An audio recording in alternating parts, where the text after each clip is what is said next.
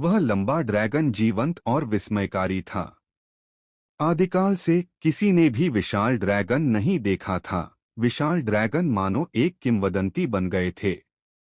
वध देवता मंडप के शिष्यों को यह विशाल ड्रैगन असली नहीं लगा, लेकिन जब भी वे इसे देखते उन्हें ऐसा लगता जैसे वे इसकी ओर खींचे चले जाएंगे। स्क्रॉल पर यह ड्रैगन केवल आधा मीटर आकार का था, लेकिन उनकी आंखों में ऐसा लग रहा था मानो दुनिया गायब हो गई हो और उनके सामने केवल एक विशाल ड्रैगन नाच रहा हो। यह क्या है? क्या यह सचमुच एक विशाल ड्रैगन है? क्या मंडप स्वामी ने कभी कोई विशाल ड्रैगन देखा है? मुझे लग रहा है कि मैं खो जाऊंगा। कई शिष्यों ने जल्दी से पलकें झपकाईं, नजरें हटाने की पूरी कोशिश की। उन्हें कैसे पता चला कि देव ने सिर्फ विशाल ड्रैगन ही नहीं देखे थे? अपने पिछले जन्म में देव ने सभी युगों का दमन किया था, यहाँ तक कि ड्रैगन जाति को भी देव के आगे झुकना पड़ा था। जल्द ही यह विशाल ड्रैगन समाप्त हो गया, लेकिन वध देवता मंडप के शिष्यों को हमेशा कुछ अलग सा महसूस होता था।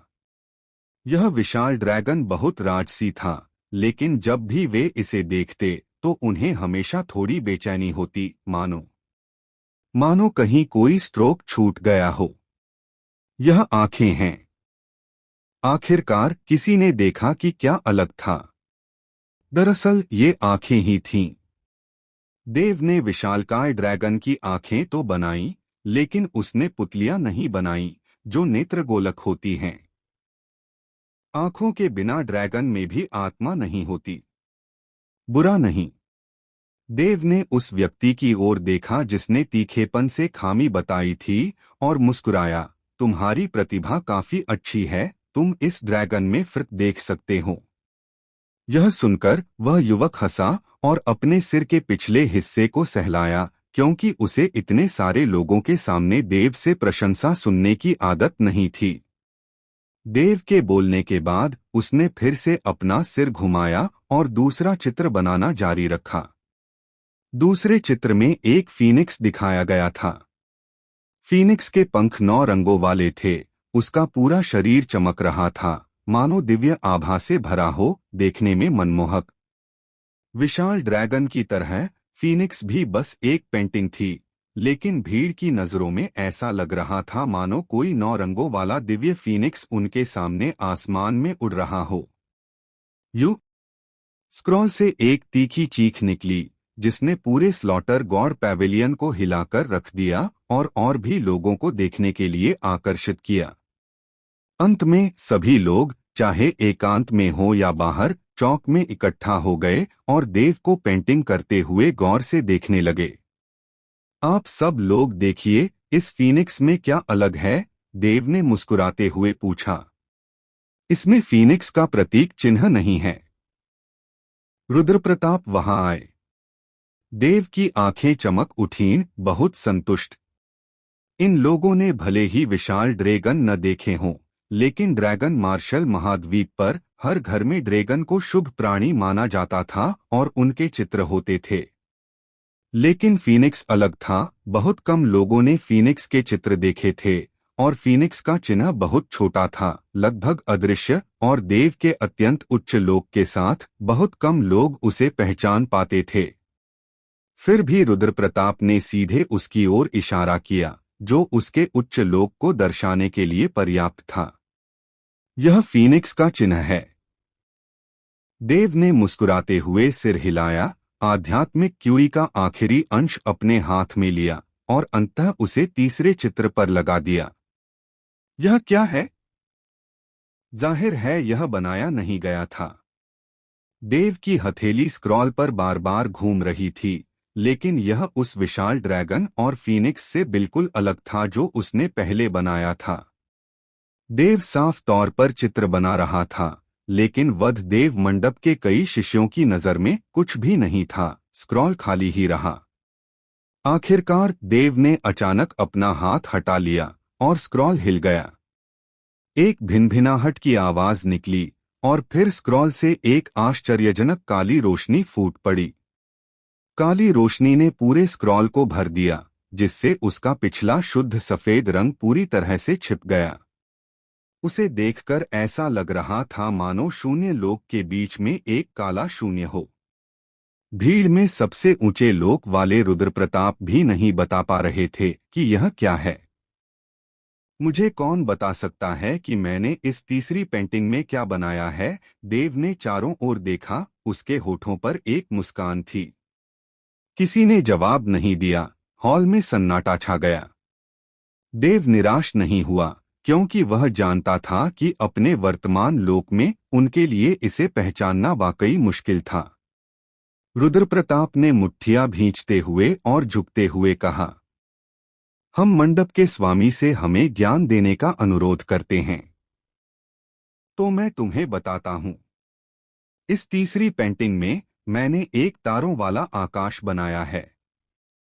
ये तीनों पेंटिंग तुम्हारे लोक को बेहतर बनाने के लिए हैं। देव थोड़ा मुस्कुराया, फिर पहली पेंटिंग की ओर इशारा करते हुए बोला, जैसा कि प्राचीन लोग कहते थे, ड्रैगन की आंखों में बिंदु लगाने से वह जीवित हो जाता है। अगर ड्रैगन की आंखें नहीं हैं, तो उसमें निश्चित रूप से कोई आत्मा नहीं होगी। कई शिष्य चुपचाप सुनते रहे। अब से वध देवता मंडप के सभी शिष्य आकर कोशिश कर सकते हैं। अगर कोई इस विशाल ड्रैगन की आंखों में बिंदु लगाकर उसे आत्मा दे सकता है, तो उसका लोक ड्रैगन देवता लोक में पहुंच जाएगा। देव ने फिर दूसरी पेंटिंग की ओर इशारा किया। फीनिक्स वही है, लेकिन उसका राज्य उससे भी ऊंचा है। अगर कोई फीनिक्स का मुकुट बना सकता है, तो उसका राज्य ड्रैगन सम्राट का राज्य होगा। और अंत में यह पेंटिंग। देव ने काले स्क्रॉल की ओर इशारा करते हुए कहा, मैंने अभी आपको बताया था, इस पेंटिंग में मैंने तारों वाला आकाश बनाया है। तारों वाले आकाश में सूर्य, चंद्रमा और तारे हैं। अगर कोई इस पर एक पूरा तारा बना सकता है, तो उसका राज्य ड्रैगन आदरणीय राज्य होगा। अगर वे सूर्य और चंद्रमा बना सकते हैं, तो ड्रैगन मार्शल महाद्वीप उन्हें धारण नहीं कर पाएगा। धन्यवाद मंडप गुरु। वधदेव मंडप के कई शिष्य उत्साह से अभिभूत होकर आकाश की ओर गरजे। उन्होंने कभी सोचा भी नहीं था कि देव के पास अपने राज्य को बेहतर बनाने का कोई तरीका भी होगा। राज्य एक मायावी चीज है, जो व्यक्तिगत प्रतिभा से निर्धारित होती है। यह किसी व्यक्ति के भाग्य जैसा है। अगर स्वर्ग तय करता है कि उसका भाग्य कैसा होगा, तो वह वैसा ही होगा, अपरिवर्तनीय। अष्टम श्रेणी संप्रदायों और सप्त श्रेणी संप्रदायों की तो बात ही छोड़िए, यहाँ तक कि महासंप्रदायों में भी अपने लोक को बेहतर बनाने का कोई तरीका नहीं था। ज्यादा से ज्यादा वे कुछ प्रतिभाशाली लोगों की प्रतिभा को और निखारने में मदद करने के लिए उन उच्चस्तरीय पवित्र औषधियों की तलाश करते थे। जाहिर है, ऐसी पवित्र औषधियां बेहद दुर्लभ थीं। महासंप्रदायों में कुछ शक्तिशाली व्यक्ति अक्सर दांव का उपदेश देते थे, लेकिन ऐसे उपदेशों का मूल्यांकन व्यक्तिगत प्रतिभा से भी होता था। अगर आप समझ सकते थे, तो आपके लोक को बेहतर बनाने की क्षमता थी। अगर आप नहीं समझ सकते थे, तो कुछ भी नहीं किया जा सकता था। हालांकि देव द्वारा उन्हें प्रदान की गई ये तीन पेंटिंग उन्हें लोक के विकास में निरंतर डूबे रहने और किसी भी समय खुद को परखने की अनुमति दे सकती थीं। पूरे ड्रैगन मार्शल महाद्वीप में यही एकमात्र ऐसी जगह थी। मुझे निराश मत करो, देव ने सिर हिलाया और धीरे से हंसा। हाँ? वधदेव मंडप के सदस्यों के मुंह से एक बार फिर गगन कंपाने वाली गर्जना फूट पड़ी। 5 महान दिव्य रक्षक रेजिमेंटों के नेता, मेरे पीछे आओ। जैसे ही देव की आवाज धीमी हुई, वह प्रशिक्षण स्थल से बाहर निकल गया। बादल पर्वत विचारशील संप्रदाय द्वारा अधिगृहीत आत्मा पत्थर की शिरा। धमाका। विचारशील संप्रदाय का एक शिष्य चाबुक लिए खनिकों पर लगातार कोड़े बरसा रहा था। उनके कपड़े लगभग फटे हुए थे, उनके शरीर चोटिल और सूजे हुए थे, और उन पर कोड़ों के निशान साफ दिखाई दे रहे थे। हर कोड़े से वे बुरी तरह कांप रहे थे। इन लोगों की साधना बहुत कम थी, कुछ की तो कोई साधना ही नहीं थी, अन्यथा उन्हें खनिक बनने के लिए पकड़ा ही नहीं जाता। वे ऐसी मार सहन नहीं कर सकते थे। सर्दी का मौसम आ चुका था, फिर भी उनके कपड़े बहुत पतले थे और कोड़ों की मार से लगी चोटों के साथ कुछ तो बेहोश भी हो गए थे। हालांकि जब भी वे बेहोश होते, उन्हें फिर से जगा दिया जाता। तेज खुदाई करो। संप्रदाय गुरु ने व्यक्तिगत रूप से आदेश दिया है कि हर दिन कम से कम 200 आत्मा पत्थर निकाले जाएं। अगर तुम ऐसा नहीं कर सकते तो तुम बस मौत का इंतजार कर सकते हो। विचारशील संप्रदाय के कई शिष्यों ने ठंडी सांस ली। ये कमीने खनिक अपनी कमजोरी पर पछताते हुए दांत पीस रहे थे, वरना अगर वे मर भी जाते तो विचारशील संप्रदाय के कुछ शिष्यों को अपने साथ नर्क में घसीट ले जाते। यहां लगातार यातनाएं सहना सचमुच मरने से भी बदतर था। 200 स्पिरिट स्टोन उनके लिए कहना आसान है। यह स्पिरिट स्टोन शिरा लगभग खाली हो चुकी है। अगर हम अपनी पूरी ताकत भी लगा दें तो भी यहां इतने स्पिरिट स्टोन नहीं हैं। हम क्या कर सकते हैं? आखिरकार कोई खुद को रोक नहीं पाया और गुस्से से दहाड़ उठा। दरार। विचारशील संप्रदाय के एक युवा शिष्य ने सीधे उसके चेहरे पर कोड़े मारे, जिससे उसके गाल पर तुरंत एक निशान पड़ गया। तुम एक मजदूर इस युवा गुरु से बात करने की हिम्मत कैसे कर सकते हो? दरार दरार दरार। विचारशील संप्रदाय के शिष्य ने उसे बार बार कोड़े मारे, लगभग दहाड़ते खनिक को मार डाला। हताशा में ये खनिक बस दांत पीसकर खुदाई जारी रख सकते थे। यह सब उस वध देवता मंडप की वजह से है। उसके पिछले नरसंहार की वजह से ही विचारशील संप्रदाय को संकट महसूस हुआ, इसलिए वे हमारा शोषण करने आए, एक खनिक ने दांत पीसते हुए सोचा। उसने जो कहा वह सच ही था। देव के इस खदान में आने से पहले वे भले ही यातनाएं झेल रहे थे, लेकिन आज की तुलना में यह जमीन आसमान जैसा था। लेकिन जब से देव ने विचारशील संप्रदाय के उन शिष्यों को मार डाला, विचारशील संप्रदाय संकट में पड़ गया। मुसीबत आने से पहले ही उसे रोकने के इरादे से वे इस जगह की जल्दी से खुदाई करना चाहते थे। अगर वध देवता मंडप सचमुच इस आध्यात्मिक शिरा को खरीदना चाहता तो पूरी तरह से विवाद से बचने के लिए विचारशील संप्रदाय इसे वध देवता मंडप को बेच सकता था। हालांकि इस तेज खुदाई के बाद यहां आत्मा के पत्थर बहुत कम रह जाएंगे और विचारशील संप्रदाय को कोई नुकसान नहीं होगा। लेकिन वध देवता मंडप वाले ने भी कहा था कि वह यह जगह खरीदेगा। वह अभी तक क्यों नहीं आया? बिल्कुल। दोगुनी मजदूरी की बात छोड़ो, बस हमें यह यातना न सहनी पड़े। हम ये सारे संप्रदाय एक जैसे हैं, क्रूर और खून के प्यासे। अफसोस है कि हमारे पास साधना नहीं है। ये खनिक आपस में बात कर रहे थे और उनकी बातचीत विचारशील संप्रदाय के एक शिष्य ने सुन ली जो वहां से गुजर रहा था। वध देवता मंडप? हाँ हाँ हाँ, क्या तुम अब भी उम्मीद करते हो कि वध देवता मंडप तुम्हें बचाएगा? शिष्य जोर से हंसा। मैं तुमसे कह रहा हूं, भ्रम में मत रहो। वध देवता मंडप तो बस एक नौवीं दर का संप्रदाय है। अगर वे आने की हिम्मत करते हैं तो हम यह सुनिश्चित करेंगे कि वे कभी वापस न आए। फुस फुस फुस। इसी समय दूर से अचानक कई आकृतियां भूतों की तरह बहुत तेजी से दौड़ती हुई आईं। तुम कौन हो? विचारशील संप्रदाय का शिष्य चौंक गया। पलक झपकते ही एक बूढ़ा आदमी उसके सामने आ खड़ा हुआ।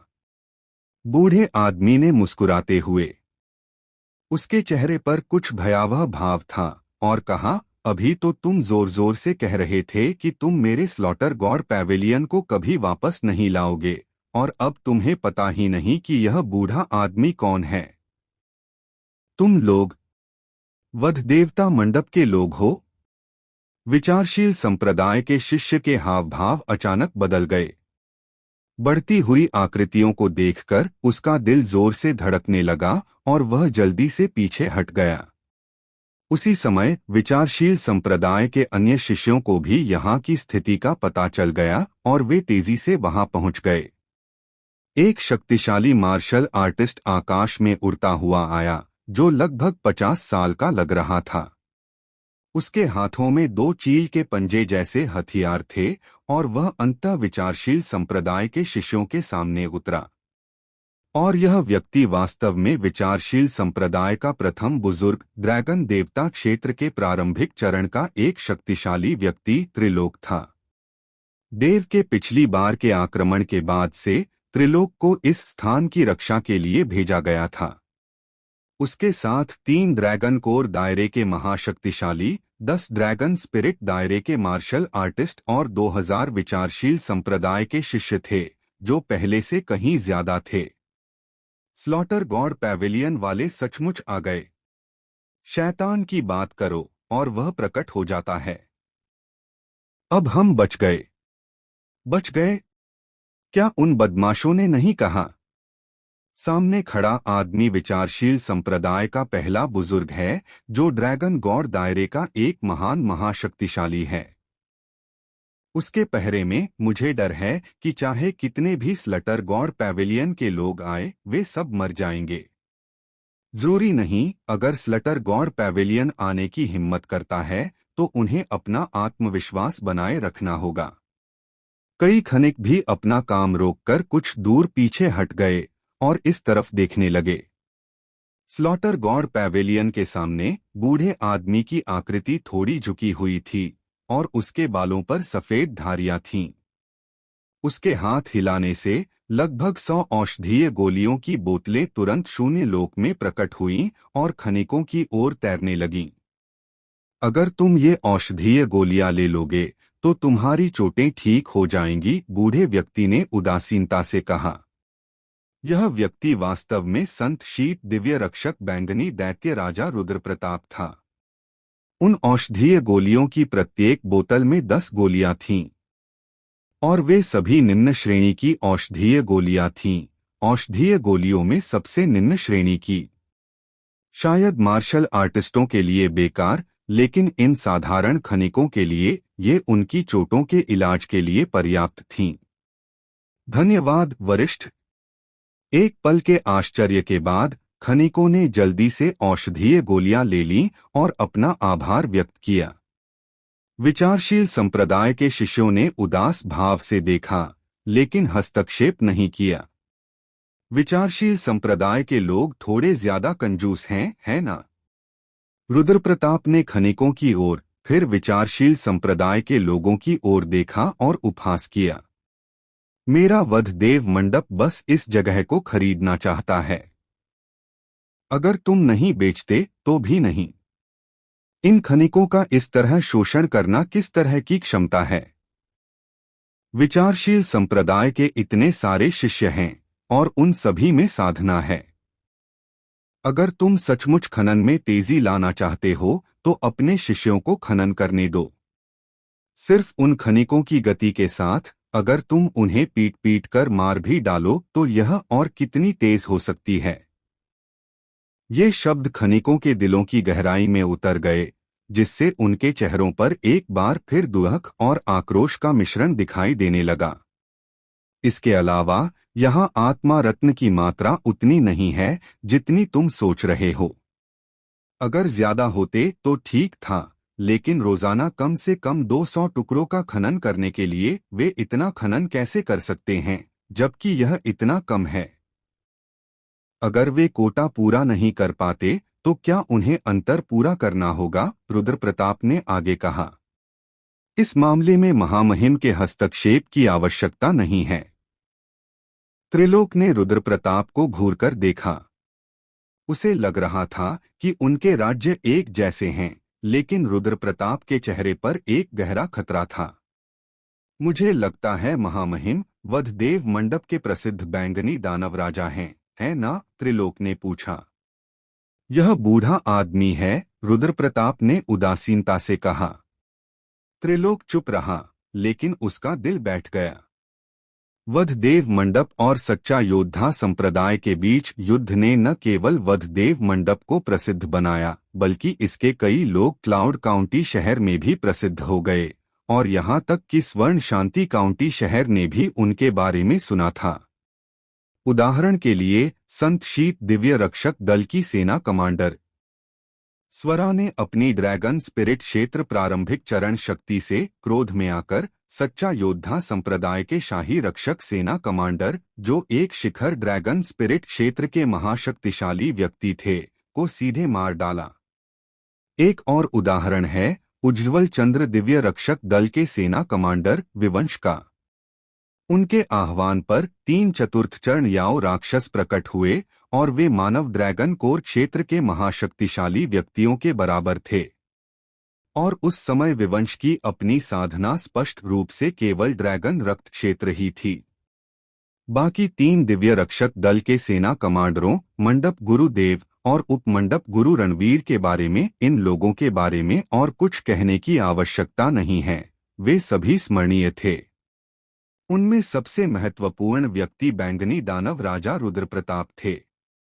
6 महीने पहले रुद्रप्रताप ड्रैगन कोर क्षेत्र के प्रारंभिक चरण में था, लेकिन इस ड्रैगन कोर क्षेत्र के प्रारंभिक चरण की साधना से वह सच्चा योद्धा संप्रदाय के जुड़वा ड्रैगन देव क्षेत्र मार्शल आर्टिस्टों में से एक अग्निराज को बलपूर्वक दबाने में कामयाब रहा। यह कहने का कोई मतलब नहीं कि वह उसे हरा सकता था, लेकिन कम से कम कुछ समय के लिए अग्निराज उससे बच नहीं सका। और अब रुद्रप्रताप वास्तव में ड्रैगन देव क्षेत्र के प्रारंभिक चरण में पहुंच गया है। आधे साल में ड्रैगन कोर क्षेत्र के प्रारंभिक चरण से सीधे ड्रैगन देव क्षेत्र के प्रारंभिक चरण में जाना, एक प्रमुख क्षेत्र को पार करना, यह कैसी अवधारणा है? यह ड्रैगन शिरा क्षेत्र का ड्रैगन रक्त क्षेत्र की ओर बढ़ना नहीं है, न ही ड्रैगन रक्त क्षेत्र का ड्रैगन आत्मा क्षेत्र की ओर बढ़ना है। यह ड्रैगन कोर क्षेत्र का ड्रैगन देव क्षेत्र की ओर बढ़ना है। पूरी तरह से अलग स्तर। त्रिलोक को यकीन ही नहीं हो रहा था कि रुद्रप्रताप की साधना गति कितनी भयानक रूप से तेज थी। सबसे महत्वपूर्ण बात यह है कि जब वह ड्रैगन कोर दायरे में था, तो रुद्रप्रताप बिना मरे ड्रैगन गॉड दायरे के महाशक्तिशाली का सामना कर सकता था। अब जब वह ड्रैगन गॉड दायरे में पहुंच गया है, तो वह कितना शक्तिशाली होगा? बैंगनी दानव राजा का महान नाम इस बुजुर्ग ने भी सुना है। आपकी साधना गति की तुलना में हम तो कछुओं जितने धीमे हैं। प्रभावशाली तो भी विचारशील संप्रदाय के शिष्यों को कोई सुरक्षा का एहसास नहीं होता। अभी निकल जाओ। रुद्रप्रताप ने त्रिलोक की ओर, फिर विचारशील संप्रदाय के अनेक शिष्यों की ओर देखा और ठंडे स्वर में कहा, तुम्हारे पास 2.5 मिनट बचे हैं। दरअसल देव जबरदस्ती जिद नहीं करना चाहता था, लेकिन चूंकि विचारशील संप्रदाय मौत के मुंह में जा रहा था, इसलिए देव को स्वाभाविक रूप से उनकी इच्छा पूरी करनी पड़ी। अगर विचारशील संप्रदाय पिछली बार देव के साथ ठीक से बातचीत करने को तैयार होता, तो देव उन्हें उचित कीमत दे सकता था। लेकिन उस एल्डर शोभित ने न केवल बातचीत करने से इनकार कर दिया, बल्कि देव के साथ खिलवाड़ करने की हर संभव कोशिश की, और यह सब उन्हीं की वजह से हुआ कि यह घटना घटी। महामहिम, आपका क्या मतलब है? क्या आप इसे जबरदस्ती जिद करने का इरादा रखते हैं? त्रिलोक के चेहरे पर उदासी छा गई। जबरदस्ती जिद करना? रुद्रप्रताप ने उपहास किया। पहले मंडप स्वामी देव खुद यहाँ आए थे, खरीद के लिए कीमत देने के इरादे से, लेकिन विचारशील संप्रदाय ने मंडप स्वामी देव के साथ ऐसा ही किया। क्या आपको सच में लगता है कि मेरे वध देवता मंडप के लोग आसान निशाना हैं? वध देवता मंडप के लिए इस आत्मा पत्थर शिरा को त्यागना बिल्कुल असंभव था। देव को यहाँ के आत्मा पत्थर नहीं, बल्कि जादुई क्रिस्टल पत्थर प्रिय थे। पहले एल्डर शोभित मंडप मास्टर देव के साथ मजाक कर रहे थे, और मंडप मास्टर देव मेरे विचारशील संप्रदाय के लगभग 1000 शिष्यों का वध कर चुके हैं।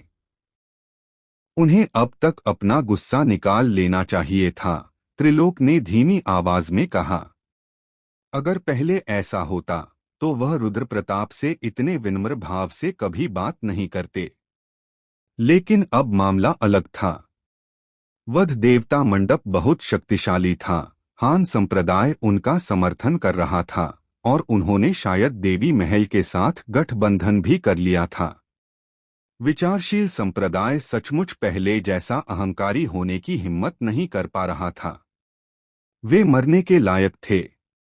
रुद्रप्रताप ने ठंडे स्वर में कहा, विचारशील संप्रदाय ने कभी वध देवता मंडप को अपनी नजरों में नहीं रखा। अब वे इतने आशंकित क्यों हैं? क्या मैंने अभी आपके अधीनस्थ को यह कहते नहीं सुना कि मेरा वध देवता मंडप चाहे जितने भी लोगों को भेजे वे सब यहीं रह जाएंगे? यह सुनकर त्रिलोक उस विचारशील संप्रदाय के शिष्य को घूरने से खुद को नहीं रोक सका। वह पूरी तरह कांप उठा, उसका चेहरा पीला पड़ गया। महामहिम बैंगनी दानव राजा, यह स्वर्ण शांति काउंटी शहर है, विचारशील संप्रदाय का आधार। विचारशील संप्रदाय का विरोध करने के लिए वध देवता मंडप का हजारों मील की यात्रा करना सचमुच एक बुद्धिमानी भरा फैसला नहीं है। त्रिलोक ने दांत पीस लिए। 1 मिनट बाकी है। रुद्रप्रताप ने उदासीनता से कहा, मानो उसने त्रिलोक की बातें सुनी ही न हो। त्रिलोक मन ही मन दांत पीस रहा था, लगातार मन ही मन सोच रहा था। इस बीच वध देवता मंडप और विचारशील संप्रदाय के शिष्य तलवारें तानकर खड़े थे, मानो वे किसी भी क्षण युद्ध के लिए तैयार हो जाएं। खासकर विचारशील संप्रदाय के शिष्य, जो चाहते थे कि वे तुरंत चले जाएं। वध देवता मंडप के लोगों के आने से पहले वे बिल्कुल निडर थे, लेकिन उनका सामना करते ही वे कुत्तों की तरह डर गए। आधा मिनट बाकी है। थोड़ी देर बाद रुद्रप्रताप फिर बोला। त्रिलोक के चेहरे पर अनिश्चितता के भाव थे और उसने अपनी स्थानिक अंगूठी से एक सोने का पत्ता निकाला। मंडप के स्वामी देव ने निर्देश दिया था कि अगर वध देवता मंडप के लोग यहाँ आए तो मैं यह सोने का पत्ता तुम्हें दे दूं। इसमें 10 करोड़ सोने के सिक्के हैं। चूंकि तुम सब लंबी दूरी तय करके आए हो और थके हुए हो, इसलिए इन 10 करोड़ सोने के सिक्कों को सब्सिडी माना जा सकता है। बोलते हुए त्रिलोक के चेहरे पर अभी भी मुस्कान थी, लेकिन वह बेहद तनावपूर्ण मुस्कान थी। उसे रुद्रप्रताप को पूरा निगल जाने का मन हुआ। इतने सारे शिष्यों के सामने विनम्र होना ही काफी था, लेकिन अब तो वह वधदेव मंडप को भी 10 करोड़ स्वर्ण मुद्राएं दे रहा था। अगर यह बात बाहर आ जाती तो क्या लोग हंसी से लोटपोट नहीं हो जाते? विचारशील संप्रदाय एक 8वें दर्जे का संप्रदाय और स्वर्ण शांति काउंटी शहर के 2 प्रमुख अधिपतियों में से एक वास्तव में एक 9वें दर्जे के संप्रदाय का पक्षधर कैसे बन गया? बस यह सोचकर ही त्रिलोक को इतना गुस्सा आया कि वह फूट पड़ा, लेकिन उसने सहने की पूरी कोशिश की। वह क्या कर सकता था जब वह और उसके लोग इस समय वधदेव मंडप से भी कमतर थे। 20 सेकंड बचे हैं। अप्रत्याशित रूप से रुद्रप्रताप ने स्वर्ण कार्ड की ओर देखा तक नहीं। उसकी आंखें थोड़ी बंद थीं, मानो वह आराम कर रहा हो। क्या यह बहुत कम है? त्रिलोक की पलकें झपकीं और उसने सचमुच एक और चांदी का पत्ता निकाला। 20 करोड़ स्वर्ण मुद्राएं। क्या महामहिम स्लॉटर गॉड पैवेलियन के लोगों को अभी वापस ले जा सकते हैं? 5 सेकंड। 30 करोड़। त्रिलोक ने ये शब्द जोर से कहे, जो कि परवेज उसे दे सकता था, अधिकतम अधिकार था। 30 करोड़ स्वर्ण मुद्राएं। इस राशि के बारे में सोचते ही त्रिलोक को रोना आ गया और उसे स्लॉटर गॉड पैवेलियन के लोगों से बेहद नफरत हो गई। 1 सेकंड। एक क्षण बाद रुद्रप्रताप की आंखें अचानक खुल गईं और उसकी थोड़ी धुंधली आंखों के भीतर एक आश्चर्यजनक ठंडी रोशनी फूट पड़ी। मार डालो। रुद्रप्रताप ने अपना हाथ हिलाया। फुस। वधदेव मंडप के शिष्य पहले से ही तैयार थे। उनमें बैंगनी रात्रि दिव्य रक्षक दल के 100 जादूगर भी शामिल थे। इस बार आए 3000 लोगों में संत शीत दिव्य रक्षक दल के अलावा बाकी 4 दिव्य रक्षक दलों में से प्रत्येक से 100 लोग भेजे गए थे। ये लोग अभी अभी वधदेव मंडप में शामिल हुए थे। हालांकि उनके पास साधना थी, लेकिन उन्होंने वास्तविक युद्ध नहीं किया था। देव ने उन्हें युद्ध का बपतिस्मा देने के लिए ही यहाँ भेजा था। इन 100 जादूगरों के हाथों से एक अद्भुत प्रकाश निकला, जिसने कई हजार मीटर के क्षेत्र को सीधे घेर लिया। यह सब पूरा करने के बाद बैंगनी रात्रि दिव्य रक्षक दल तुरंत पीछे हट गया और ड्रैगन दमनकारी दिव्य रक्षक दल ने उन्हें चारों ओर से सुरक्षित कर दिया। दूसरी ओर तारों वाला आकाश दिव्य रक्षक दल उड़ती तलवारों पर सवार होकर जमीन से उठकर हवा में उड़ता हुआ विचारशील संप्रदाय के शिष्यों की ओर बढ़ रहा था। इस बीच उज्ज्वल चंद्र दिव्य रक्षक बैंगनी रात्रि दिव्य रक्षक के साथ मंत्रोच्चार करते हुए खड़े थे। अंतरिक्ष के द्वार खुल गए और भीतर से गर्जनाएं निकलीं।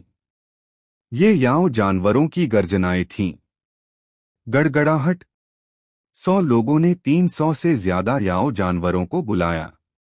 सबसे निचले दर्जे के याओ जानवर दूसरी श्रेणी के थे और लगभग 60 तीसरी श्रेणी के याओ जानवर भी थे, जिनकी ताकत अलग अलग थी। ये याओ जानवर एक भयंकर धारा में बदल गए और पहली ही नजर में विचारशील संप्रदाय के शिष्यों की भीड़ पर टूट पड़े और एक हिंसक प्रहार शुरू कर दिया। अगर एक याओ जानवर भीड़ पर हमला करता तो विचारशील संप्रदाय के शिष्य बच सकते थे, लेकिन 300 से ज्यादा याओ जानवर आश्चर्यजनक लहरों जैसे थे। वे एक याओ जानवर के हमले से बचकर दूसरे जानवर से टकरा जाते। आह! जल्दी करो, रास्ते से हट जाओ। अच्छा नहीं। विचारशील संप्रदाय के शिष्यों के मुंह से चीखें निकल रही थीं। उनके शरीर पल भर में मांस के पेस्ट में बदल गए। इस एक ही झटके में कम से कम 500 लोग मारे गए। हुश हुश हुश। उसी समय आकाश से प्रकाश गिरा और विचारशील संप्रदाय के शिष्यों के हाव भाव एकदम बदल गए।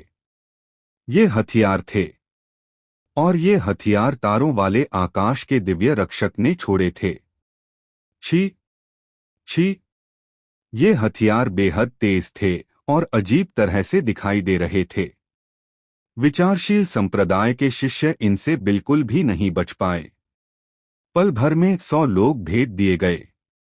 बचे हुए लोगों ने भागने की पूरी कोशिश की, लेकिन वधदेव मंडप ने उन्हें पहले ही एक रास्ता दे दिया था जो उन्हें पसंद नहीं आया। अब जब वे भागना चाहते थे तो बैंगनी रात्रि दिव्य रक्षक के जादूगरों द्वारा लगाए गए प्रकाश अवरोध ने उन्हें पहले ही रोक दिया था और वे बाहर निकलने में असमर्थ थे। 4 दिव्य रक्षकों के अलावा वधदेव मंडप के साधारण शिष्य भी भीड़ में घुस आए।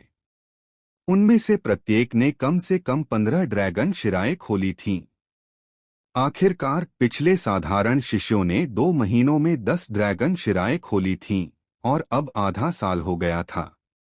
इतने प्रचुर संसाधनों के साथ जिसने भी 15 से कम ड्रैगन शिराएं खोली थीं, उसे बोलने में बहुत शर्म आएगी।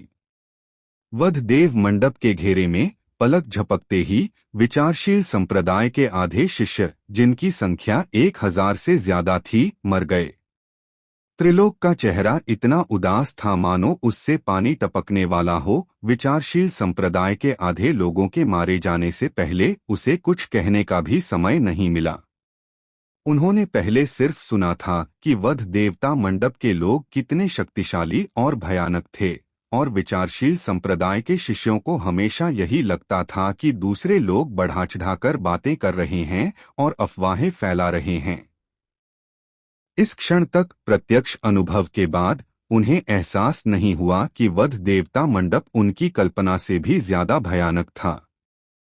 उसी क्षण विचारशील संप्रदाय के 1000 लोगों का वध कर दिया गया, फिर भी विचारशील संप्रदाय के शिष्यों ने वध देवता मंडप के शिष्यों के कपड़ों का एक कोना भी नहीं छुआ। वे भी मारना चाहते थे, लेकिन वे क्या कर सकते थे?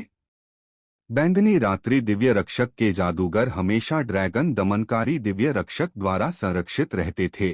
तारों वाले आकाश दिव्य रक्षक के लोग शून्य क्षेत्र में तैर रहे थे, और जहां तक उज्ज्वल चंद्र दिव्य रक्षक की बात है, अपने याव जानवरों को बुलाने के बाद वे दूर खड़े होकर दूर से आदेश देने लगे।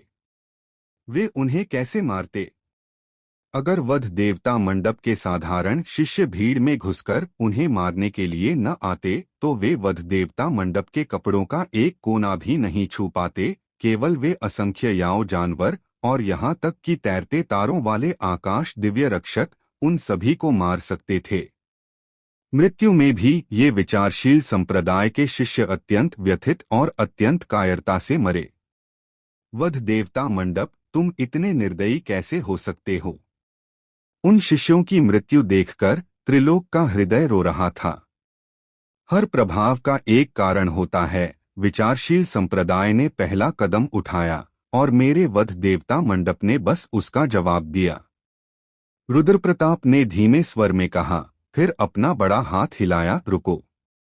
यह सुनकर वध देवता मंडप के शिष्य तुरंत पीछे हट गए और केवल भयभीत विचारशील संप्रदाय के शिष्य ही वहां खड़े रह गए, साथ ही लाशों से भरा मैदान भी। यह कार्रवाई विचारशील संप्रदाय के लिए एक सबक है, भविष्य में इतना घमंडी मत बनो। आखिरकार विचारशील संप्रदाय एक 8वीं श्रेणी का संप्रदाय है। वहां हमेशा कोई न कोई बेहतर होता है। रुद्रप्रताप ने त्रिलोक से कहा, मेरा वध देवता मंडप बाकी लोगों को छोड़ सकता है, लेकिन मैं तुम्हें चेतावनी देता हूँ, मेरे वध देवता मंडप ने यह आत्मा पत्थर की खदान खरीद ली है। अगर विचारशील संप्रदाय का कोई भी व्यक्ति भविष्य में यहाँ फिर से प्रकट होने की हिम्मत करता है, तो उसे बिना किसी दया के मार डालो। जैसे ही उसकी आवाज धीमी हुई, रुद्रप्रताप ने अपनी हथेली हिलाई और प्रकाश की एक धारा निकली जो अंततः त्रिलोक के हाथ में जा गिरी। यह एक सोने का कार्ड था और त्रिलोक को लगा कि इसके अंदर 1 अरब सोने के सिक्के हैं। भागो, रुद्रप्रताप चिल्लाया। त्रिलोक की छाती धड़क उठी। उसका गुस्सा अवर्णनीय था, लेकिन वह बेहद शांत रहा। उसने सोने का कार्ड लिया और बाकी विचारशील संप्रदाय के शिष्यों के साथ सभी उस क्षेत्र से चले गए। तुम सब खनन जारी रखो, आज से तुम्हारी मजदूरी दोगुनी हो जाएगी। रुद्रप्रताप ने फिर खनिकों की ओर देखा। पास ही काले पत्थरों के एक छोटे से पहाड़ जैसे ढेर की ओर इशारा करते हुए कहा, ये पत्थर अभी भी वहीं ढेर होने चाहिए, इन्हें फेंकना मत। हाँ धन्यवाद वरिष्ठ। कई खनिक उत्साहित थे। वध देवता मंडप द्वारा दी गई औषधीय गोलियों से यह स्पष्ट था कि वध देवता मंडप के लोग विचारशील संप्रदाय के लोगों से बिल्कुल अलग थे। जब त्रिलोक विचारशील संप्रदाय में लौटा तो वह तुरंत परिषद भवन में गया। परवेज अभी भी वहीं बैठकर पढ़ रहा था। त्रिलोक का क्रोधित चेहरा देखकर वह खुद को रोक नहीं पाया और पूछा, एल्डर त्रिलोक, क्या हुआ? त्रिलोक ने कोई जवाब नहीं दिया, बल्कि जोर से चिल्लाया, कोई। एल्डर, क्या आदेश देना चाहते हैं? कोई बाहर से दौड़कर अंदर आया। एल्डर शोभित, चाहे जो भी कर रहे हों, उन्हें 1 मिनट के अंदर परिषद भवन पहुंचने के लिए कहो, वरना उनकी मौत हो जाएगी। त्रिलोक की आवाज फटने ही वाली थी। वह व्यक्ति चौंक गया और जल्दी से झुककर पीछे हट गया। आखिर हुआ क्या था? परवेज ने भौहें चढ़ाई। वध देवता मंडप के लोग फिर से बादल पर्वत पर चले गए।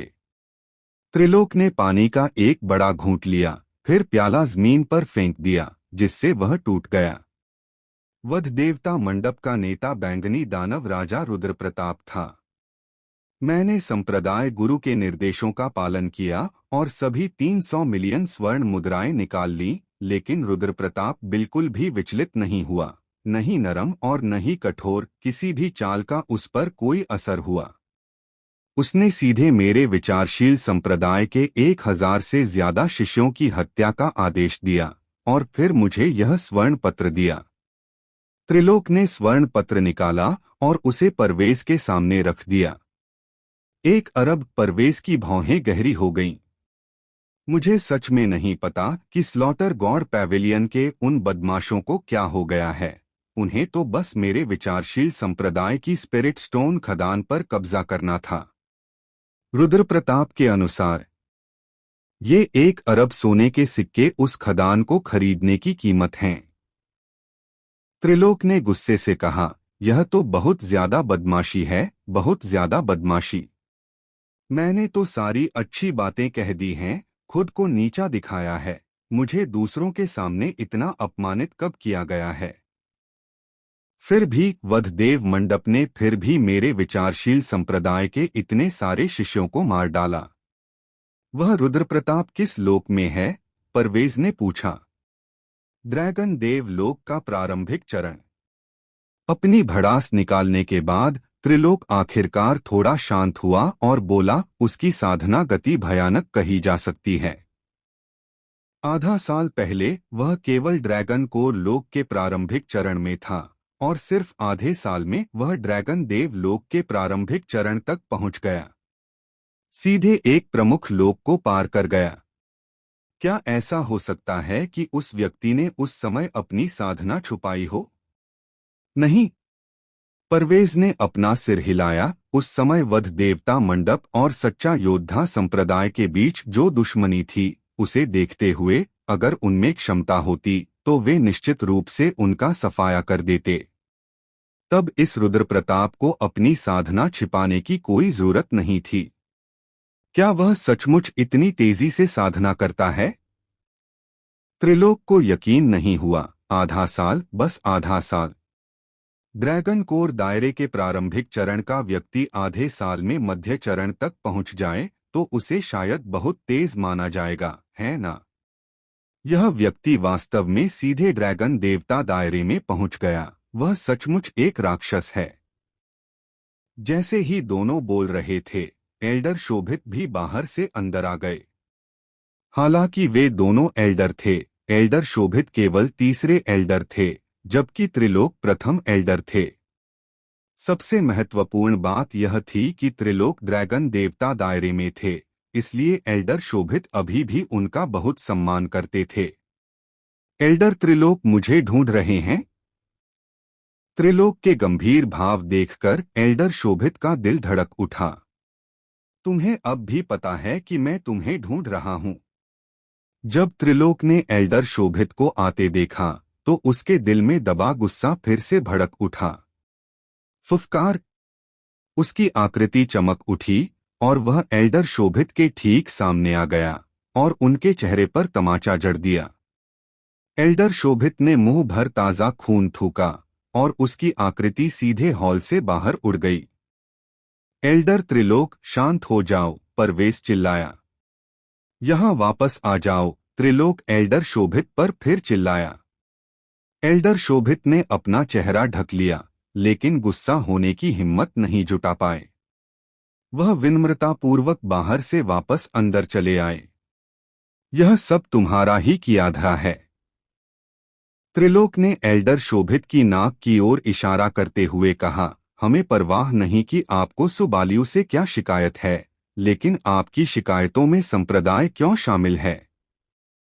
जब सुबालियू उस स्पिरिट स्टोन खदान को खरीदना चाहता था तो अगर आप उसे सीधे मना कर देते तो ठीक रहता, लेकिन आपने उसके साथ खिलवाड़ क्यों किया? क्या आपको नहीं पता कि उसका व्यक्तित्व कैसा है? आप तो बिल्कुल बेवकूफ हैं। त्रिलोक द्वारा इतनी जोर से डांटे जाने पर एल्डर शोभित के चेहरे पर एक अजीब सी उलझन थी। आखिर हुआ क्या था? वह इतने गुस्से में क्यों थे? एल्डर त्रिलोक, आखिर हुआ क्या था? एल्डर शोभित ने पूछा। स्लॉटर गॉड पैवेलियन के लोग आज फिर आए, पूरे 3000 शिष्य, जिनका नेतृत्व बैंगनी दानव राजा रुद्रप्रताप कर रहे थे। बिना एक शब्द कहे उन्होंने मेरे विचारशील संप्रदाय के 1000 से ज्यादा शिष्यों को मार डाला। त्रिलोक के शब्दों ने आखिरकार एल्डर शोभित को समझ में आ गया। ये सब तुम्हारी वजह से है, कमीने। हालांकि त्रिलोक गालियां दे रहा था, एल्डर शोभित को थप्पड़ मारने के बाद उसे बहुत राहत महसूस हुई। दरअसल उसका गुस्सा पूरी तरह से एल्डर शोभित की वजह से नहीं था, इसका एक बड़ा हिस्सा रुद्र प्रताप के सामने उसके अपमान से उपजा था, जो किसी भी हालत में हिलता डुलता नहीं था। त्रिलोक जैसे रुतबे वाला इंसान ऐसा कैसे कर सकता है? बाकियों को तो उसका सम्मान करना ही था, उसे दूसरों के सामने मुस्कुराने की जरूरत ही क्या पड़ी। आज जो कुछ भी हुआ उससे त्रिलोक बेहद अपमानित महसूस कर रहा था। संप्रदाय गुरु, क्या मैंने आपको नहीं बताया था? एल्डर शोभित के चेहरे पर नफरत साफ झलक रही थी। आप स्लॉटर गॉड पैवेलियन के खिलाफ जाने को तैयार नहीं हैं, लेकिन स्लॉटर गॉड पैवेलियन फिर भी हमें परेशान करने आता है। मुझे लगता है कि बेहतर होगा कि सीधे शिष्यों को भेज दिया जाए और स्लॉटर गॉड पैवेलियन को घेर लिया जाए। परवेज स्तब्ध था, एल्डर शोभित को अविश्वास से देख रहा था।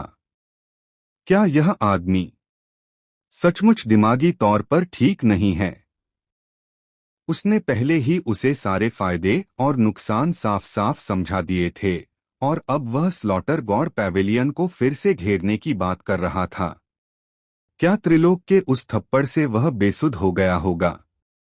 तुमने क्या कहा? त्रिलोक की प्रतिक्रिया और भी सीधी थी, उसका शरीर फिर से टिमटिमाया, एल्डर शोभित के सामने प्रकट हुआ और उसने उसे अनगिनत थप्पड़ मारे। आखिरकार त्रिलोक के रुकने से पहले ही एल्डर शोभित का बूढ़ा चेहरा पूरी तरह से सुअर के सिर जैसा सूज गया था। तुम बिल्कुल बेवकूफ हो। त्रिलोक ने एल्डर शोभित का कान पकड़ा और दहाड़ा, क्या आप अभी भी विचारशील संप्रदाय के मरने वाले शिष्यों की संख्या से संतुष्ट नहीं हैं? क्या आप अभी भी विचारशील संप्रदाय के अपमान से संतुष्ट नहीं हैं? आप ही बताइए, आप वध देवता मंडप को कैसे नष्ट कर सकते हैं? कैसे? एल्डर शोभित ने अपना मुंह कसकर बंद रखा, वह सचमुच मार खाने से डर रहे थे। अगर कोई और एल्डर होता तो एल्डर शोभित इसे इस तरह सहन नहीं करते, लेकिन त्रिलोक ड्रैगन देवता क्षेत्र के विशेषज्ञ थे और साधना में कमी के कारण एल्डर शोभित विरोध करने के बारे में सोच भी नहीं सकते थे। वध देवता मंडप, हम उन्हें छू नहीं सकते। परवेज ने अपना सिर हिलाया, एल्डर शोभित की ओर देखते हुए कहा, मैंने आपको पहले ही बहुत स्पष्ट रूप से समझा दिया था, लेकिन लगता है आप सुनते ही नहीं। जैसे ही हम वधदेव मंडप तक पहुंचेंगे, देवी महल और हान संप्रदाय हम पर टूट पड़ेंगे। विचारशील संप्रदाय की वर्तमान शक्ति के साथ वह उस बिंदु तक नहीं पहुंचा है जहां वह दो अष्टमदर संप्रदायों से मुकाबला कर सके। क्या आप समझ रहे हैं? यह अधीनस्थ समझ गया। एल्डर शोभित ने गहरी सांस ली। आप पीछे हट सकते हैं। औषधीय गोलियों की यह बोतल ले लीजिए, आपकी चोटें कम हो जाएंगी और इससे आपकी साधना भी कुछ बढ़ सकती है। परवेज ने एल्डर शोभित को औषधीय गोलियों की एक और बोतल दी। स्पष्ट रूप से इन औषधीय गोलियों में विलुप्तीकरण का तत्व समाहित था।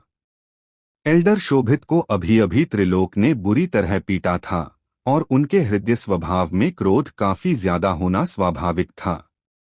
अगर वह इस वजह से संप्रदाय को धोखा देने के विचार मन में रखते तो यह उनके लिए एक घाटे का सौदा होता।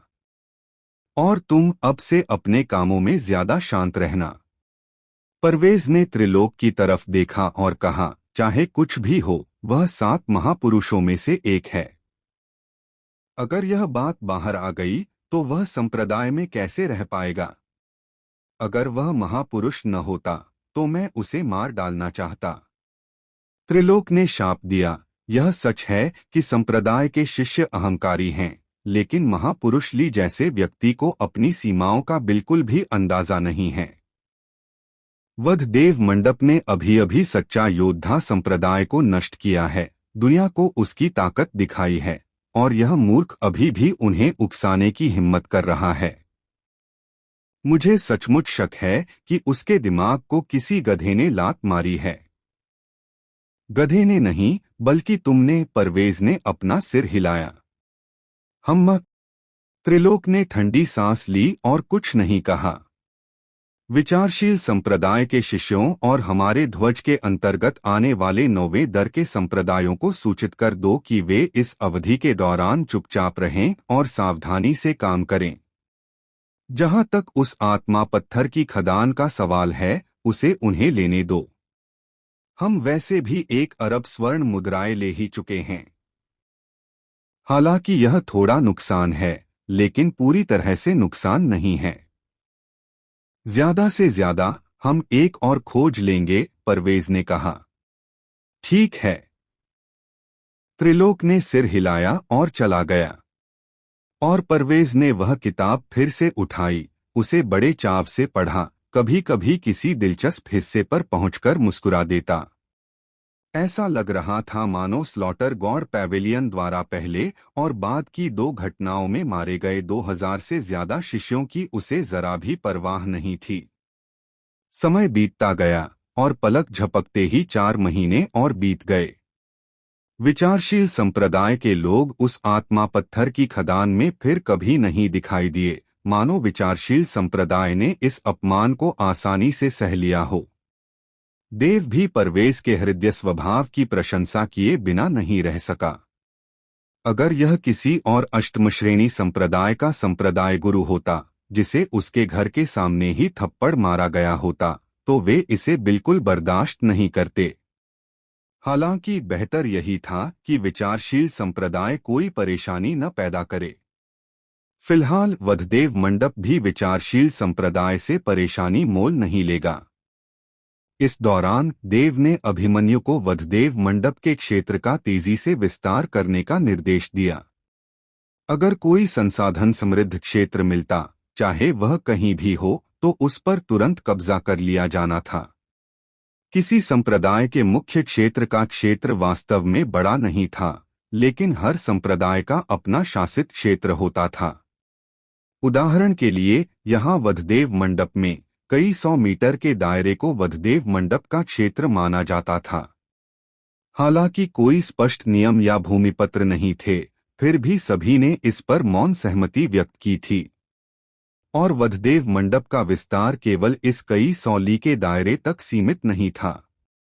कई शिष्य बाहर फैले हुए थे, पहले 1000 ली के दायरे में खोजबीन कर रहे थे और फिर विस्तार जारी रख रहे थे। हान संप्रदाय और देवजाल संप्रदाय के कब्जे वाले क्षेत्रों को छोड़कर उन्होंने लगभग पूरे क्लाउड काउंटी शहर की खोज कर ली थी। परिणाम भी बहुत सुखद रहे। 2 और स्पिरिट स्टोन खदानें खोजी गईं, साथ ही 5 सोने की खदानें भी। हालांकि इन खदानों का भंडार बहुत बड़ा नहीं था, वरना दूसरे संप्रदायों ने इन्हें बहुत पहले ही खोज लिया होता। बेशक कुछ न होने से कुछ होना बेहतर था। जादुई क्रिस्टल पत्थर की खदानों की बात करें तो एक भी नहीं मिली, जिससे देव को थोड़ी निराशा हुई। लगभग 10 लाख किलोमीटर के क्षेत्र में फैला पूरा क्लाउड काउंटी शहर छोटा नहीं था, फिर भी वहां कोई जादुई क्रिस्टल पत्थर की खदानें नहीं थीं। देव ने शुरू में बड़ी उम्मीदें लगाई थीं, क्योंकि ड्रैगन मार्शल महाद्वीप पर जादुई तत्व बहुत समृद्ध था। तार्किक रूप से वहां जादुई क्रिस्टल पत्थर की कई खदानें होनी चाहिए थीं। मंडप मास्टर देव, 1 महीने में लूझू का द्वार खुल जाएगा। वध देवता मंडप के अंदर समीक्षा आलस्य से बैठी थी। उसका पतला और आकर्षक जेड शरीर एक धुंधली चमक बिखेर रहा था। हम। देव ने सिर हिलाया। कुल कितने लोग भाग लेंगे? मुझे यकीन नहीं है, लेकिन कम तो नहीं होंगे। समीक्षा ने अपना सिर हिलाया। लगभग 1 साल बीत जाने के बाद उसकी साधना ड्रैगन कोर क्षेत्र के शिखर पर पहुंच चुकी थी। समीक्षा की प्रतिभा शुरू से ही अद्भुत थी, जिसने उसे ड्रैगन मार्शल महाद्वीप की शीर्ष प्रतिभाओं में से एक बना दिया था। वानबाओ मंडप की भयानक संसाधन साधना के साथ इस स्तर तक पहुंचना कोई आश्चर्य की बात नहीं थी। तुम मुझसे सिर्फ लूजू के द्वार के लिए ही तो नहीं मिलने आए थे? देव ने मुस्कुराते हुए पूछा। आह! समीक्षा ने आह भरी, अपने पतले हाथ से अपनी भौहों को धीरे से रगड़ा। युवा कुमारी के दृढ़ आग्रह पर वानबाओ मंडप के उच्चाधिकारियों ने आपके अनुरोध को स्वीकार कर लिया है। भविष्य में टेलीपोर्टेशन एरे से होने वाला लाभ आपके साथ आधा आधा बांटा जाएगा। समीक्षा ने कहा, लेकिन आपको समझना होगा, यह लाभ का मामला है। इसका मतलब है कि वानबाओ मंडप को पहले अपनी पूंजी वापस प्राप्त करनी होगी, तभी वह आपके साथ लाभ बांट सकेगा। ठीक है। देव ने सहमति में सिर हिलाया। वानबाओ मंडप की शर्त वाजिब थी। आखिरकार टेलीपोर्टेशन एरे बनाने में बहुत सारे सोने के सिक्के लगते हैं, और जैसे जैसे टेलीपोर्टेशन एरे उन्नत होता जाता, लागत बढ़ती जाती। अगर वे पूंजी का हिसाब न रखते और मुनाफा उसके साथ बांट लेते, तो इसका मतलब होता कि वानबाओ मंडप शुरुआती चरण में ही आधे सोने के सिक्के गंवा देता। देव को सहमत देखकर समीक्षा ने भी राहत की सांस ली। अंबर परिवार शुरू में इस मामले से असहमत था, और वानबाओ मंडप के उच्च पदस्थ अधिकारी भी असहमत थे। अगर समीक्षा पूरी तरह से मध्यस्थता नहीं कर रहे होते, तो समझौता करना असंभव होता। थोड़ा विचार करने के बाद देव ने अपना हाथ हिलाया और एक क्रिस्टल प्रकट हुआ, जो समीक्षा के सामने आ गिरा।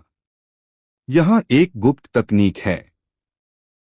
यह ड्रैगन मार्शल कॉन्टिनेंट का कोई ड्रैगन कौशल नहीं है। अगर हम इसे ड्रैगन कौशल श्रेणी के अनुसार वर्गीकृत करें, तो यह निम्न श्रेणी का संत आत्मा ग्रेड होना चाहिए, देव ने कहा। संत आत्मा ग्रेड।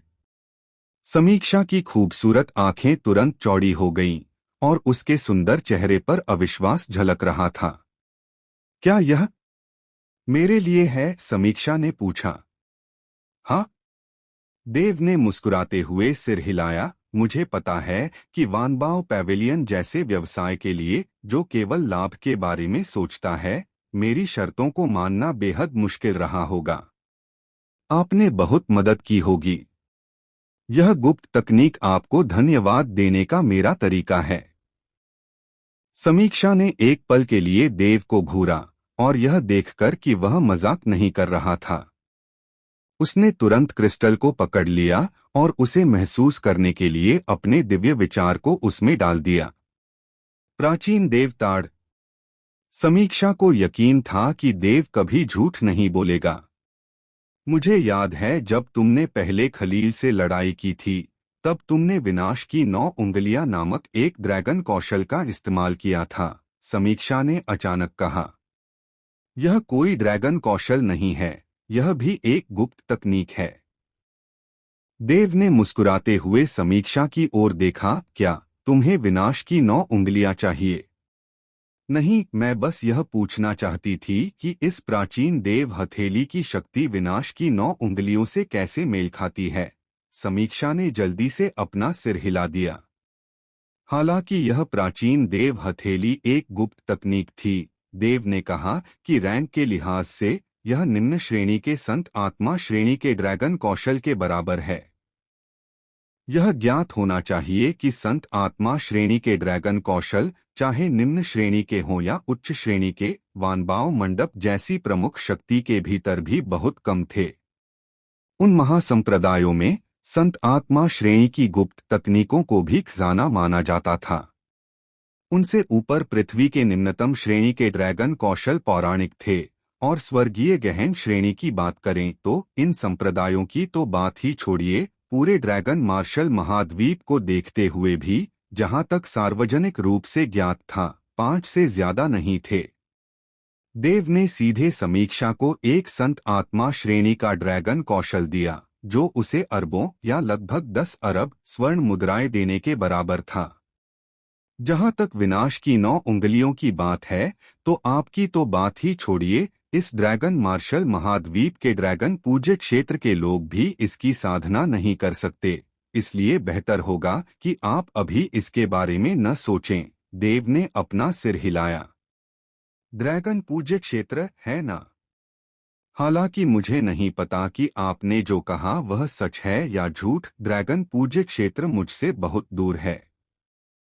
वे सर्वोच्च शक्तियां हैं, ऐसे अस्तित्व जो पूरे ड्रैगन मार्शल महाद्वीप को दबा देते हैं। समीक्षा ने धीरे से कहा, दरअसल आप इस संत आत्मा श्रेणी के ड्रैगन कौशल को आसानी से उकेर सकते हैं। आप इसे पूरी तरह से बेच सकते हैं। अगर इसे नीलामी के लिए रखा जाए तो 10 अरब स्वर्ण मुद्राएं प्राप्त करना बहुत आसान होगा। इससे स्लॉटर गॉड पैवेलियन की आर्थिक मुश्किलें भी कम हो सकती हैं। इसे बेचूं? देव ने अपना सिर हिलाया और मुस्कुराया। आपको यह समझना होगा कि इसे आपको बेचना और आपको देना दो बिल्कुल अलग अवधारणाएं हैं। मैं समझ गया। समीक्षा ने देव की ओर देखा। उसकी निगाहों में एक जटिल भाव था। ठीक है। देव खड़ी हुई। चूंकि वानबाओ पैवेलियन सहमत हो गया है, इसलिए स्वाभाविक रूप से मैं वानबाओ पैवेलियन को निराश नहीं कर सकती। भविष्य में वानबाओ पैवेलियन को पता चल जाएगा कि आज का निर्णय कितना सही था। जब लूझू का द्वार खुलेगा तो वह क्रिस्टल पहले ही प्रकाशित हो जाएगा। बेहतर होगा कि आप वायु घाटी जल्दी पहुंच जाए ताकि आपका ज्यादा समय बर्बाद न हो। समीक्षा भी उठकर जाने का इरादा कर रही थी। मैं समझ गई। देव ने सहमति जताई। ठीक है। समीक्षा ने अचानक कहा, मैंने तुम्हें पहले ही बताया था कि लूजू के द्वार में 1000 लोगों की सीमा है, लेकिन ये 1000 लोग ड्रैगन कोर दायरे से नीचे के लोगों को दर्शाते हैं। तुम्हारा क्या मतलब है? देव ने भौहें चढ़ाई। तुम्हारा मतलब है कि ड्रैगन कोर दायरे और उससे ऊपर भी शक्तिशाली लोग हैं। क्या सिर्फ ड्रैगन कोर दायरे से नीचे के लोग ही प्रवेश कर सकते हैं?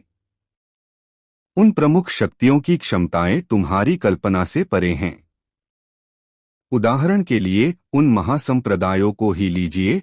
जो लोग लूजू के द्वार में प्रवेश करते हैं, वे निश्चित रूप से अपने संप्रदाय के सबसे प्रतिभाशाली व्यक्ति होते हैं, सचमुच विलक्षण प्रतिभा वाले।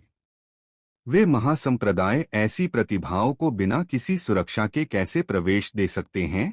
समीक्षा ने आह भरी। तो क्या मैं ड्रैगन देव दायरे के साधकों को भी अंदर ला सकता हूं? देव ने पूछा। अगर आपके पास वह क्षमता है तो आप उन्हें अंदर ला सकते हैं, लेकिन मुझे नहीं लगता कि यह बिल्कुल भी जरूरी है। क्योंकि आप ड्रैगन गॉड लोक मध्य चरण के साधक को भी मार सकते हैं, इसलिए ड्रैगन गॉड लोक साधकों को अंदर लाना बेकार होगा। हालांकि उन महासंप्रदायों के पास कुछ तरीके हैं, लेकिन ज्यादा से ज्यादा वे सिर्फ ड्रैगन गॉड लोक साधकों को ही ला सकते हैं, जिससे आपको कोई खास खतरा नहीं है। समीक्षा ने कहा, इसके अलावा जो संरक्षक अंदर आते हैं, उन्हें अपनी साधना को ड्रैगन कोर लोक से नीचे तक सीमित करना होगा। जैसे ही वे ड्रैगन स्पिरिट लोक से ज्यादा दबाव डालेंगे, उन्हें लूझू द्वार के नियमों के अनुसार तुरंत बाहर निकाल दिया जाएगा। इसके अलावा लूझू द्वार में प्रवेश करने के बाद सभी के लिए आवंटित स्थान भी अलग अलग होते हैं। अगर आप सुरक्षा के लिए ड्रैगन गॉड लोक साधकों को भी लाते हैं, तो भी हो सकता है कि उन्हें आपके समान स्थान आवंटित न किया जाए। समीक्षा के जाने के बाद देव वापस बैठ गया और सोचने लगा। इस बार लूझू द्वार में प्रवेश करने के लिए 5 स्थान थे। उसे जरूर अंदर जाना था, जिससे 4 स्लॉट बचे। देव को अपनी बिल्कुल भी चिंता नहीं थी, लेकिन उसे बाकी 4 की चिंता थी। अगर समीक्षा ने पहले कुछ नहीं कहा होता तो उसे चिंता नहीं होती, लेकिन अब उसे इस पर ध्यान से विचार करना था। वह ड्रैगन गॉड दायरे के साधकों को मार सकता था, लेकिन स्लॉटर गॉड पैवेलियन के दूसरे सदस्यों में उसकी क्षमता नहीं थी। अगर उनके पास होती भी तो वह ड्रैगन कोर दायरे से आगे निकल जाती। मुझे किसे चुनना चाहिए? देव ने भौहें चढ़ाई। उसके दिमाग में एक एक करके नाम कौंध रहे थे। आधे साल की एकांत साधना के बाद स्लॉटर गॉड पैवेलियन के सभी लोग भी एक एक करके आगे बढ़ गए थे। स्लॉट चुनना आसान था, लेकिन देव को यह सुनिश्चित करना था कि उसके द्वारा चुने गए लोगों में अपनी रक्षा करने की क्षमता हो। कोई एक क्षण बाद देव बोली, दिव्या, तन्वी, अभिमन्यु और आशीष को मेरे पास लाओ। जाहिर है देव ने इन्हीं चारों को चुना था। दिव्या एक साधक थी। आधे साल में ही वह फाउंडेशन स्थापना के अंतिम चरण में पहुंच गई थी, गोल्डन कोर बनाने से बस एक कदम दूर। उसकी ताकत साफ दिखाई दे रही थी। और तन्वी तो उससे भी ज्यादा एक शाही आत्मा दिव्य शरीर वाली थी। हालांकि उसकी साधना धीमी थी, उसकी वर्तमान साधना केवल ड्रैगन स्पिरिट क्षेत्र शिखर की थी, लेकिन उसकी असली ताकत एक ड्रैगन कोर क्षेत्र शिखर साधक से लड़ने के लिए पर्याप्त थी, और वह एक ड्रैगन गॉड क्षेत्र प्रारंभिक चरण साधक से बच भी सकती थी। अभिमन्यु की बात करें तो वह मूल रूप से एक नेक्रोमेंसर था। उसकी शुरुआत भले ही मुश्किल रही हो, लेकिन बाद के चरणों में जब तक लाशें थीं, तब तक उसके चमकने का समय था। अंत में आशीष के पास भी एक विशेष शारीरिक गठन था, लेकिन देव ने उसे जाने दिया क्योंकि आशीष स्वयं न केवल एक विशेष शारीरिक गठन वाले थे, बल्कि एक कीमियागर और एक कलाकृति परिशोधक भी थे। 10 दिन और बीत गए। इस दिन देव और बाकी लोग फीनिक्स पर्च गॉर्ज के लिए रवाना हुए। फीनिक्स पर्च गॉर्ज दानव पशु पर्वत श्रृंखला के मध्य पश्चिमी भाग में स्थित है, जो पहले से ही पूर्वी मकबरा साम्राज्य के क्षेत्र से बाहर और स्वर्ण शांति साम्राज्य के अधिकार क्षेत्र में है। यह क्लाउड काउंटी शहर से लगभग 10 करोड़ ली दूर है, जिसका अर्थ है कि देव और उसके समूह को भी लगभग आधे महीने की यात्रा करनी होगी। इससे टेलीपोर्टेशन एरे के लाभ समझ में आते हैं। अगर टेलीपोर्टेशन एरे होता तो वे एक दिन के भीतर पहुंच सकते थे। आधे महीने बाद वे पांचों देव यात्रा से थके हुए उज्जवल फिनिक्स काउंटी शहर पहुंचे। उज्जवल फिनिक्स काउंटी शहर राइजिंग पर्वत के सबसे नजदीकी काउंटी शहर है। यह स्वर्ण शांति साम्राज्य के अधिकार क्षेत्र में है और लगभग क्लाउड काउंटी शहर के बराबर आकार का है। जब देव और बाकी लोग पहुंचे तो उज्जवल फिनिक्स काउंटी शहर पहले से ही लोगों से भरा हुआ था। सड़कों और गलियों में लूझू के द्वार की चर्चाएं हर जगह थीं। लूझू का द्वार कोई रहस्य नहीं है, पूरा ड्रैगन मार्शल महाद्वीप इसके बारे में जानता है। हालांकि केवल प्रमुख शक्तियों की युवा पीढ़ी ही इसमें प्रवेश कर सकती है और उन्हें वानबाओ मंडप द्वारा आमंत्रित किया जाना चाहिए। यहाँ बहुत सारे लोग हैं। दिव्या की आंखें लगातार अपने आसपास के वातावरण को देख रही थीं। इस चहल पहल भरे दृश्य को देखकर यहाँ पैदल यात्री क्लाउड काउंटी शहर से कई गुना ज्यादा होंगे, है ना? तन्वी, भाग मत जाना, अभिमन्यु ने बेबसी से पुकारा। तन्वी एक स्टॉल की ओर फिर दूसरे की ओर दौड़ता हुआ दिखाई दिया, लेकिन वह बस देख रहा था, कुछ खरीद नहीं रहा था, बहुत उत्सुक लग रहा था। यहाँ से राइजिंग पर्वत तक यह केवल 3 दिन की यात्रा है। हम यहाँ 2 दिन आराम कर सकते हैं, देव ने मुस्कुराते हुए कहा। तो मैं जाऊंगा, देख लूंगा। आशीष हंसा और देव और बाकी लोगों की अचंभित निगाहों के सामने वह पास ही स्थित युआनयांग टावर में दाखिल हुआ। युआनयांग टावर 5 मंजिला था और उसकी ऊपरी मंजिल पर भड़कीले परिधान पहने खूबसूरत महिलाएं रुमाल पकड़े नीचे से गुजर रहे पुरुषों से नजरें मिला रही थीं। इसमें क्या गलत है? वह तो ऐसी ही जगह गया था। दिव्या ने मुंह बनाया। क्या तुम जाना चाहते हो? देव ने अभिमन्यु की ओर मुस्कुराते हुए पूछा। मैं? अभिमन्यु बोलने ही वाला था कि तन्वी की नाजुक भौहें सिकुड़ गईं। क्या तुम्हारी हिम्मत है? मैं अभी भी नहीं जा रहा हूं। नहीं, मैं बिल्कुल नहीं जाऊंगा। मुझे ऐसी जगहों में बिल्कुल भी दिलचस्पी नहीं है। अभिमन्यु जोर से चिल्लाया। हम। तन्वी ने एक हल्की सी खर्राट भरी और फिर कुछ नहीं कहा। देव ने पहले तन्वी की तरफ देखा, फिर अभिमन्यु की तरफ, और मन ही मन सोचा, लगता है इन दोनों में कुछ चल रहा है। अरे अरे, हमारे वध देवता मंडप के प्रथम एल्डर को तो बहन तन्वी ऐसे ही चलाती हैं। अगर यह बात वध देवता मंडप में फैल गई तो क्या उनका मजाक नहीं उड़ाया जाएगा? दिव्या ने अपना मुंह ढक लिया और हंस पड़ी। मैंने उन्हें नहीं चलाया। तन्वी का चेहरा लाल हो गया। वहां न जाना मेरी अपनी मर्जी है। वह कैसी जगह है? सिर्फ आशीष ही जाना चाहेगा। मैं उसके साथ सांठगांठ नहीं करूंगा। अभिमन्यु ने नेकदिली से कहा। तुम मुझसे कैसे उम्मीद करते हो कि मैं इस पर यकीन करूं? दिव्या चिढ़ाती रही। और इस तरह समूह उज्ज्वल फिनिक्स काउंटी शहर में बस गया। उसके बाद विभिन्न प्रमुख शक्तियों के लोग अक्सर वहां आते जाते देखे गए। उनका रूप हमेशा अविश्वसनीय रूप से आकर्षक होता था। हालांकि उज्ज्वल फिनिक्स काउंटी शहर पहले से ही बेहद भीड़भाड़ वाला था, फिर भी जब वे पहुंचते तो लोग उन्हें भड़काने के डर से जहां से भी गुजरते तुरंत रास्ता साफ कर देते। यह एक मजाक था। ये सचमुच बड़ी शक्तियां थीं। उन नौवींदर संप्रदायों या आठवींदर संप्रदायों से बिल्कुल भी तुलना नहीं की जा सकती थी। हालांकि उन्हें नहीं पता था कि ये लोग किस शक्ति से संबंधित हैं, फिर भी उन्हें नाराज न करना ही बेहतर था। अगर कोई गलती से किसी महासंप्रदाय को नाराज कर दे तो रोने की कोई जगह नहीं होगी। यह उज्ज्वल फिनिक्स काउंटी शहर ऊपर से तो बहुत जीवंत दिखता है, लेकिन अंदर लहरें उफान मार रही हैं।